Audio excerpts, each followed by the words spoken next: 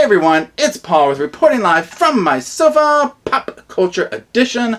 What is going on? Y'all, today I want to talk about AHS 1984. Y'all, it's been a hot minute since I got into American Horror Story.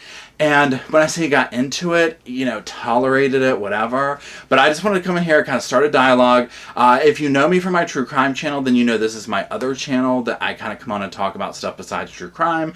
One day we might talk about YouTuber drama. Next time we might talk about AHS 1984. I don't know. But anyways, if you're new here, thanks for joining. You'll see links down below to my other channels. I have a podcast and another channel that deals with true crime, trials, and stuff like that. So let's start. Let's go ahead and just say this. So, all in all, the first 3 seasons of American Horror Story, I was living for it, especially the first one. And the one, the Asylum, whatever that one was, I can't remember the name, like the second season, was my favorite. Fast forward, I basically quit watching the series, y'all. I'm not going to lie. I just kind of quit watching it. It just kind of got played out. The formula they were doing, it just wasn't working for me. So when I saw the advertisements for 1984, I was like, oh my God, this is my thing. And you're probably wondering, well, what is Paul's thing? Well, I'll tell you. I grew up with Friday the 13th, Nightmare on Elm Street, Texas Chainsaw Massacre, the birth of the slasher film. So I grew up 80s kid, the whole 9 yards. So all that was coming about. Halloween, all those originals. So when I saw this, I was like, oh my God, they're going old school. This is nostalgia city for me. So I was like, let me give it a try. So again, for this video, we're going to be talking about the first 3 episodes. Now, if you haven't seen it and don't want spoiler alerts, don't watch this video.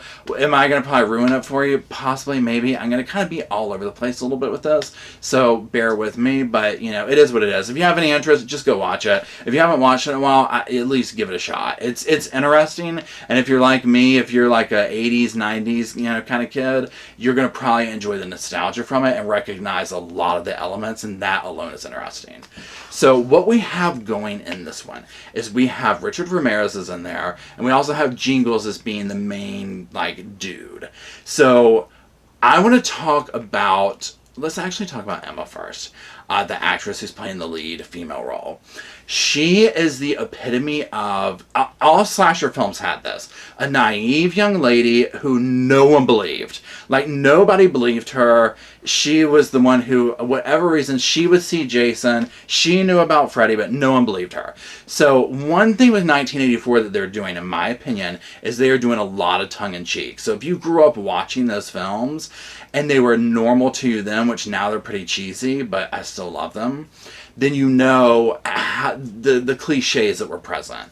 So she is completely pandering to that, and it makes complete sense to me. But I can see somebody who's not into it not getting it. So there's that. Now, all of the characters in AHS 1984 have this same, representation, the jock, the blonde, the black guy. They're all there. There's just, that's how these movies were.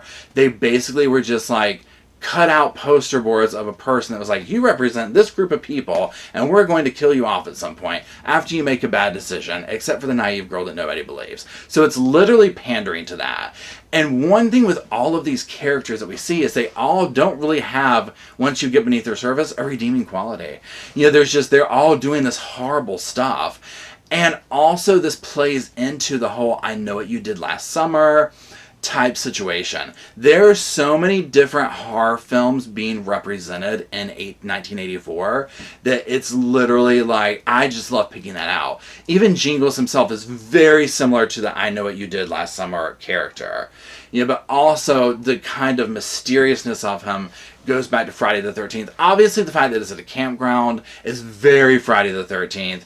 Here's where a few of the things that I'm just did they do that I think is odd. First of all, the character that comes back to life. Let's just go ahead and call that out. I'm like, what is that? Is this a ghost? American Horror Story, and this is where they go wrong in my opinion, has an issue with trying to do too much. They try and do way too much. And sometimes they never tidy something up. Other times they over-tidy it up. When in the whole thing with Asylum, what was the whole alien thing? You know what I mean? Why did we need that? It was a distraction. And each season they do that and it just gets worse. And it's kind of almost look, just hone it in. Honestly, they could sit here and just have this be a slasher film You know, I don't know where Richard Ramirez is coming from or why that's even necessary, because it's very unbelievable to me that I'm like, really? You have this, you know, serial killer that everyone kind of knows in here befriending the camp host and this, that, and the other. The whole 9 yards. So, but his character is also acting as a device to show us how awful some of the other characters are. Because remember, at the end of 3, spoiler alert, the blonde, I can't remember her name right now, but she's like, why haven't you killed her? The naive girl, Emma Watson's character. So there's that. So he's definitely a device. Definitely people know Richard Ramirez. There's this whole thing around him. I mean, he obviously is a horrible man, but it's a thing. The fact that he comes to the campground to hunt people and then befriends the host was very weird to me and just kind of unnecessary. But we'll see. So now you have 2 killers stalking the park. But now also notice, like I said, with all the other characters, it's all coming out that they're just kind of these crappy people that, you know, kind of, you know, mess each other over and do all this stuff. So that part of it is pretty much typical. To me, it reminds me of like a Friday the 13th, where the people might not be as bad. But again, because this show is almost pandering to that, it's exaggerating that aspect of it. Now, the whole aspect of like the camp host in the beginning, how she's like, I survived and I've decided to come here. I mean, that alone is the premise for half these movies, where you're like, are you stupid? Why did you even think to come back here if you've lived through this on some flimsy level of, I'm going to make this happen again?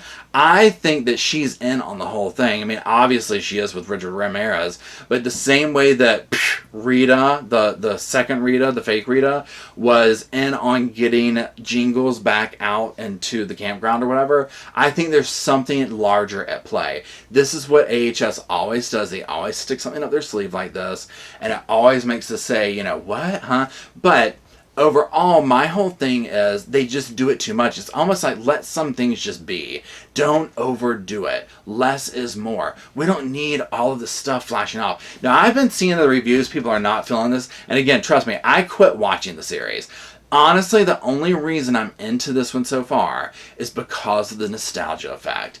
I think that choosing to do the 80s slasher film, especially for Halloween, it has got it. But I am sitting there like, where y'all going with this? You know, when they had Ramirez like chasing people down doing this, I was like, where are you going with this? And then the people that look alike for Jingles, and I mean, some of it's a stretch, you know, and it's just like, y'all reel it in, you've got something good. But Ryan Murphy is a hot ticket. Pretty much anything he does, people are going to put out there, because he's a very hot ticket in Hollywood at the moment, I think, or in the last few years he has been. But if he doesn't reel it in with some of this stuff, it's going to start burning out, because it's kind of becoming this formula that's just like, okay, you know, this isn't that exciting, or we've seen it. So anyways, I'm going to try and do a review for each episode instead of all 3, so I can be a little bit more focused in on one episode. So that being said, come hang out with me again, and we'll continue talking about AHS 1984. That's it. Check all my stuff out in the description if you want to see my other channels. Thank you for coming and hanging out, and I will talk to you soon.